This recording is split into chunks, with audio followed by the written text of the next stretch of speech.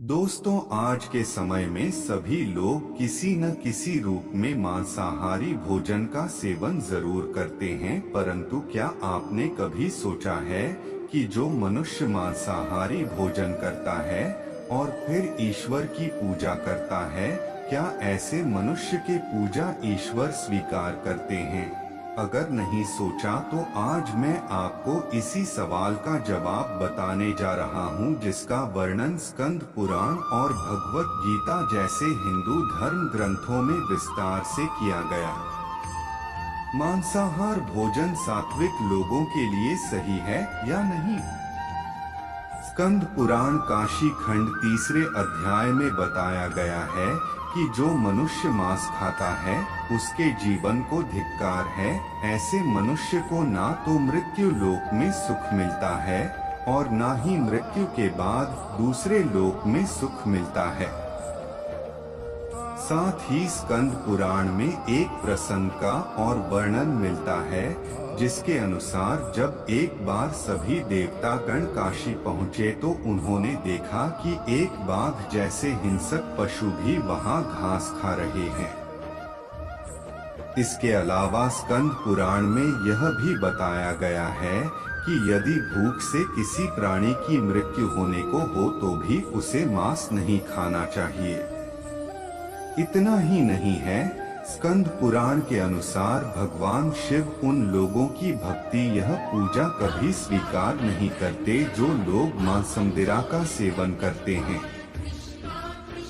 स्कंद पुराण के अलावा वराह पुराण में भी इस बात का वर्णन मिलता है, जिसके अनुसार भगवान विष्णु के वराह अवतार पृथ्वी देवी के पूछने पर कहते हैं कि जो मनुष्य मांस का भक्षण करते हैं, मैं ना तो उसकी पूजा स्वीकार करता हूँ और ना ही उसको अपना भक्त मानता हूँ।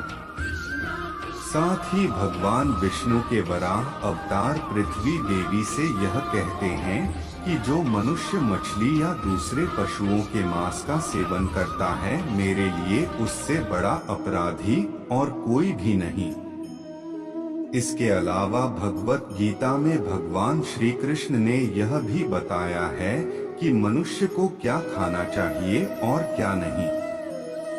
भगवान कृष्ण के अनुसार मांस एक तामसिक भोजन है, जिसके सेवन से मनुष्य की बुद्धि क्षीण होने लगती है और मनुष्य अपनी इंद्रियों पर से नियंत्रण खो देता है।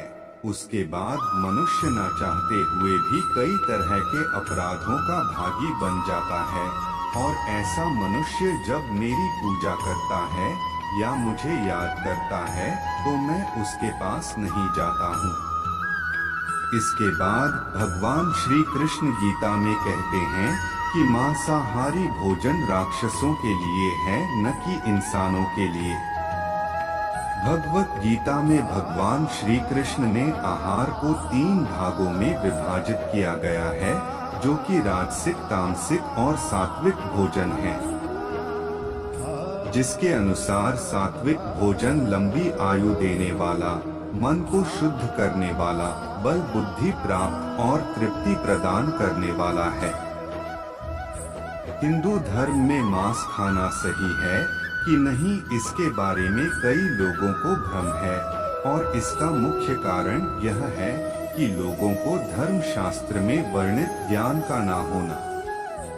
कुछ लोगों का तो यह भी मानना है कि वेद मांस भक्षण को जायज बताता है, लेकिन यह सच नहीं है। सच तो यह है कि वेदों में स्पष्ट रूप से बताया गया है कि पशु हत्या अर्थात पशु बलि आपकी श्रेणी में आता है। वेदों का सार उपनिषद और उपनिषदों का सार भगवत गीता है, जिसके अनुसार वेदों में मांस खाने की संबंध में स्पष्ट मना किया गया है। वेदों में बताया गया है कि जो मनुष्य नर, अश्व अथवा अन्य किसी पशु का मांस का सेवन कर उसको अपने शरीर का भाग बनाता है, गौ की हत्या कर अन्य जनों को दूध आदि से वंचित करता है, उससे बड़ा पापी इस सृष्टि में कोई भी नहीं।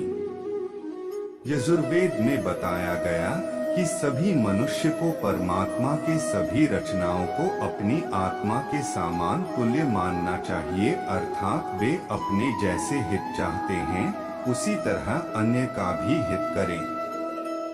वहीं गरुड़ पुराण में भगवान विष्णु पक्षीराज गरुड़ को एक कथा सुनाते हुए कहते हैं कि जो मनुष्य मांस का भक्षण करता है या फिर मदिरा का सेवन करता है, उसकी भक्ति या फिर पूजा कोई भी देवता स्वीकार नहीं करते और ऐसे मनुष्य को ना ही कोई देवता मदद करते हैं। इसलिए मनुष्य को चाहिए कि वह सात्विक भोजन करे ताकि उसके जीवन काल और मृत्यु के बाद भी ईश्वर का शरण मिल सके। आगे भगवान विष्णु कहते हैं कि जो मनुष्य स्वाद के लिए दूसरे पशुओं की हत्या करता है, उसे मृत्यु के बाद पशुओं की उसी योनि में कई जन्मों तक भटकना पड़ता है और वह भी उसी तरह मारा जाता है जिस तरह खाने के लिए उसने पशु को मारा था। इसलिए मित्रों, यदि आप पूजा या फिर ईश्वर की भक्ति में विश्वास रखते हैं तो फिर मांसाहार का सेवन करना बंद कर दीजिए। वैसे भी मांसाहार भोजन को वैज्ञानिक रूप से उचित नहीं माना गया है। यह मनुष्य को कई तरह के रोगों से भी ग्रसित कर देता है और जहां तक धार्मिक मान्यताओं की बात है, उम्मीद करता हूं आप लोगों को समझ आ गई ही होगी। दोस्तों, आज के लिए बस इतना ही। मिलते हैं अगले वीडियो में। जय श्री कृष्णा।